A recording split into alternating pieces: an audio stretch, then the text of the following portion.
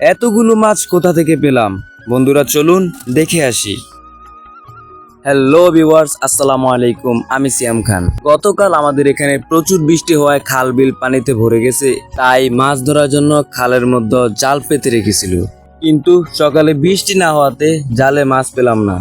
কিন্তু আপনারা কি জানেন, গতকাল রাতে বৃষ্টির মধ্যে আমরা তীর দিয়ে এতগুলো মাছ ধরেছিলাম। তবে একটা দুঃখের বিষয়, কালকের বৃষ্টির পানিতে আমাদের ক্ষেত পুরো ডুবে গেছে। আর অল্প কিছু পানি হলে চারাগুলো মরে যাওয়ার সম্ভাবনা আছে। এগুলো মূলত পাট এবং কলমি শাকের চারা। তো বন্ধুরা, আমাদের নতুন বাড়ির কি অবস্থা চলো দেখে আসি। বাড়িতে মোটামুটি অবস্থা ভালো আছে, কিন্তু আমাদের আটের মাটিগুলো গলে পড়ে গেছে, তার সাথে গাছপালাও ঢলে পড়ে গেছে। দেখো বন্ধুরা, সব চারা এলোমেলো হয়ে মাটিতে পড়ে আছে।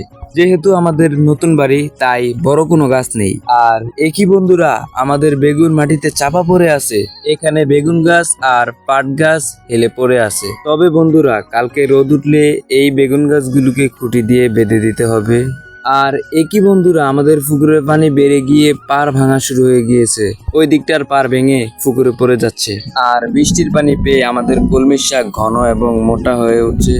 আবারও আকাশে মেঘ জমে বৃষ্টি হওয়ার সম্ভাবনা আছে। তো বন্ধুরা, আপনারা আমার জন্য দোয়া করবেন। ভালো থাকবেন, সুস্থ থাকবেন। আল্লাহ হাফেজ।